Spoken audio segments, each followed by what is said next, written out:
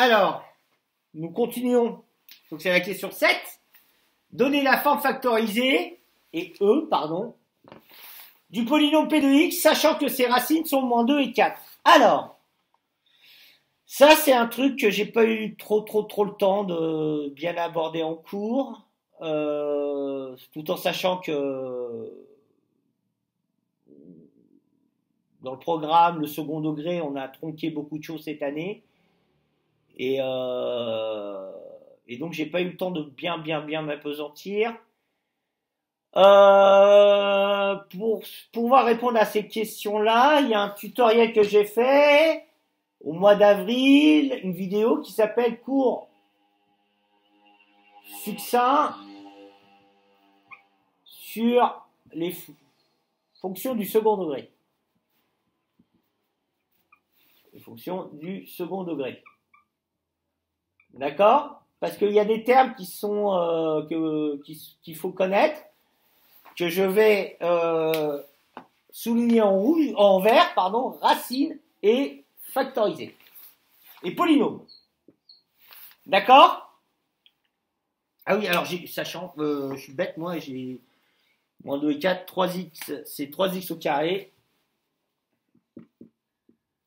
moins 6x plus 24. D'accord? Sachant que ces racines sont moins 2 et 4. Alors, premièrement, 1.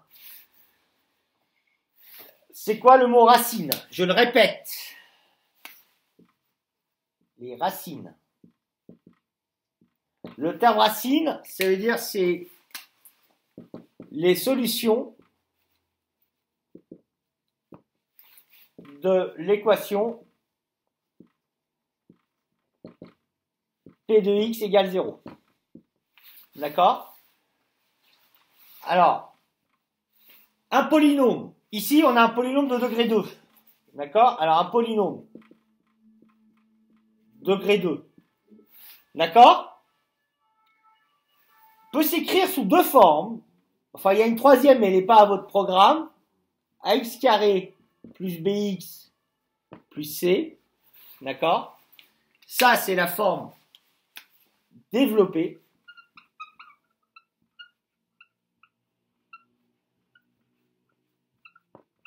D'accord? Ou P de x égale A facteur de x moins x1, facteur de x moins x2. D'accord? Ou justement, où x1 et x2 sont les racines de P de x. D'accord? Voilà. Alors, je vous invite à regarder re-regarder avec votre cahier de cours et de reprendre le cours sur succinct sur les fonctions du second degré. Voilà. Et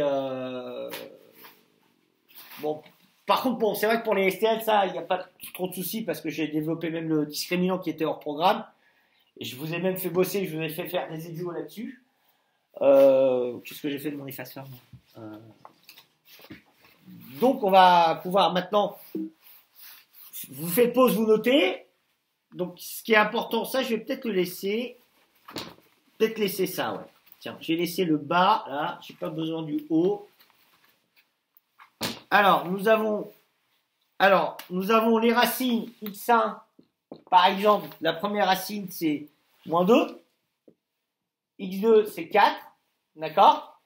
Et notre polynôme, donc, comme j'ai dit, la forme, elle est écrite sous forme développée P de x égale ax carré plus b de x plus c, où a, b, c sont des coefficients réels donnés. Et donc là, ça fait 3. Alors, vous inquiétez pas, je vais l'écrire comme ça dans un premier temps, moins plus 24. Voilà. Comme ça, vous voyez bien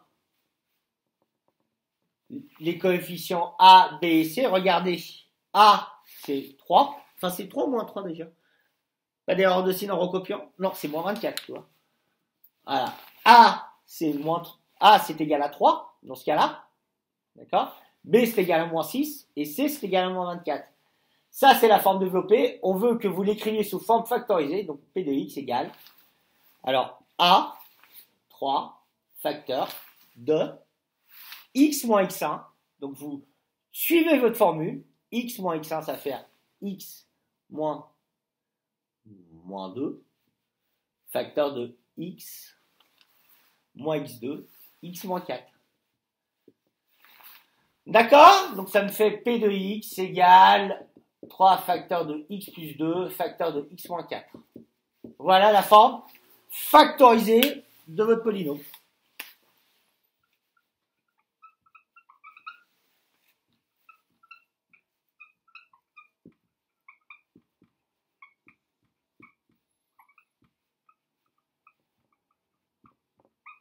Voilà, pour la question 7.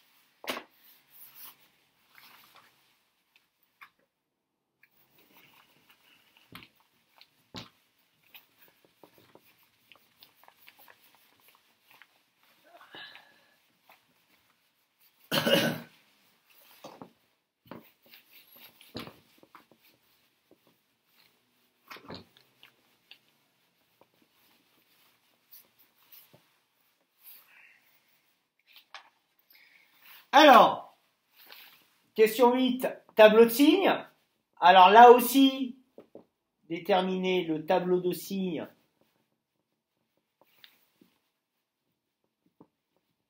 de X plus 3 facteur de X moins 1. WhatsApp, ça cartonne, hein, je ne sais pas ce qui se passe. Alors, là-dessus, j'ai fait encore un tuto, plus une fiche méthode, fiche méthode, tableau de signes.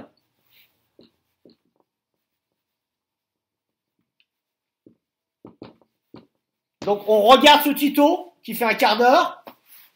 Alors, qu'est-ce que j'ai mis dans ma fiche tableau de signes? J'ai dit que nous avons un produit, nous décidons, on nous demande de déterminer le signe d'un produit. Donc, pour cela, première étape, nous déterminons le signe des produits un par un. Deuxième étape, nous consignons les résultats dans un tableau de signes. Et troisième étape, nous appliquons la règle des signes des produits pour conclure. Bon, une bonne fois pour toutes, faut que ça soit rentré en fin d'année, cette histoire. D'accord? Alors, je commence. X plus 3 négatif. Mettons, pour X inférieur à moins 3. Deuxièmement, X moins 1 négatif. Pour X inférieur ou égal à 1. Quelles sont les valeurs remarquables que je dois mettre dans mon tableau de signes? Moins 3 et 1. Donc je dessine un petit tableau de signes. Sympathique. Je prends mon bleu, tiens, je vais changer. C'est moins antipathique que le noir. Alors, moins l'infini, plus l'infini, x. Je dois mettre moins 3 et 1. Alors, attention, j'ai vu des tableaux où les valeurs sont inversées. On met les valeurs du plus petit au plus grand. Pourquoi? Parce que vous allez de moins l'infini vers plus l'infini. Vous allez du nombre le plus petit, c'est-à-dire infiniment petit, les nombres petits, vers le grand. Donc vous mettez d'abord les plus petits nombres vers vous, vers ma gauche. D'accord? Vous faites pas ça, je veux pas le voir, ça. C'est faux, tout est faux si vous faites ça. Bon. Alors, moins 3 et 1. Alors, x plus 3, il est négatif pour x inférieur à moins 3. Ça, vous le lisez comment? Il faut le lire comme ça.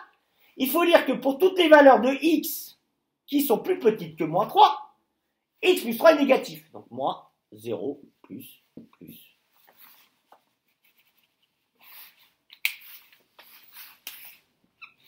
Ensuite, x moins 1, x moins 1 est négatif pour toutes les valeurs de x inférieures à 1. Donc ça me fait négatif, négatif, 0, positif.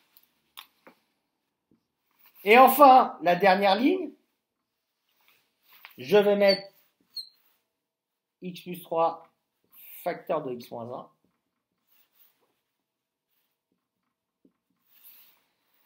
Et j'applique la règle des signes sur les produits. Moins fois moins, plus. Moins fois plus. Plus fois moins, moins. 0. 0. Plus fois plus, plus.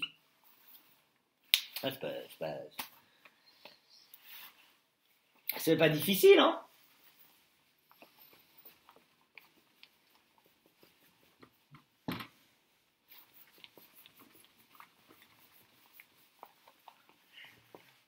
Bon, ensuite, 6x moins 3 inférieur ou égal à x plus 7. Alors ça, inéquation du premier degré, je passe les x d'un côté, les chiffres de l'autre. 6x moins x inférieur à 3 plus 7. Alors là, j'ai tout vu. J'ai vu 6x moins x égale 6x au carré. Je sais pas d'où ça sort. C'est pas marqué 6x fois x. C'est marqué 6x moins x. J'ai vu 6x moins x égale 6x, par exemple. Bah oui, 6 carottes moins une carotte, ça fait 6 carottes. Bah bien sûr. Donc x inférieur à 10. Donc je divise par 5 à gauche et à droite. 5 étant un nombre positif, le sens de l'inégalité reste le même.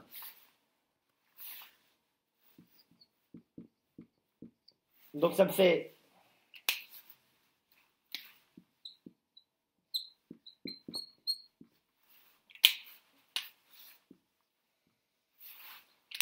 5x divisé par x, ça fait x, et 10 divisé par 5, ça fait 2. Donc ça fait 5x inférieur ou égal à 2. Alors, il ne faut pas s'arrêter là, il faut écrire l'ensemble des solutions. S égale, c'est toutes les valeurs qui sont plus petites ou égales à 2.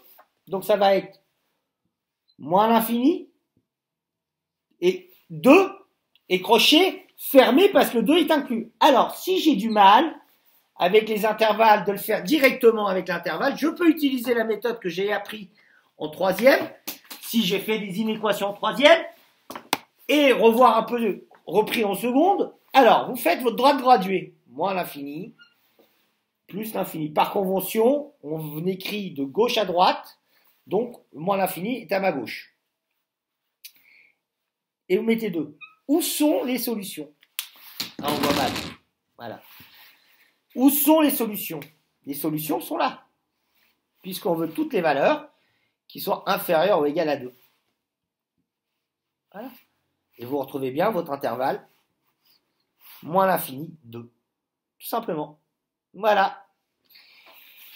Et enfin, la dernière équation, c'est une équation avec un x au carré. J'en ai fait tellement de ça. Il y en avait une dans le sujet 2. Il y a eu encore des retours sur des copies, il y a eu encore des erreurs. Bon, peut-être parce que vous avez peut-être parce que vous avez arrêté les maths depuis un mois et que vous avez oublié certaines choses, mais quand même, c'est pas possible. Vous faites pas du vélo tous les jours, mais vous savez en faire, vous l'avez appris une fois, alors les maths c'est pareil. On apprend une fois, c'est pour la vie. 4x au carré moins 16 égale 0. Équation du second degré. Je passe le 16 de l'autre côté, le moins 16. Il devient plus 16, ça fait 4x au carré égale 16. Je divise à gauche et à droite par 4.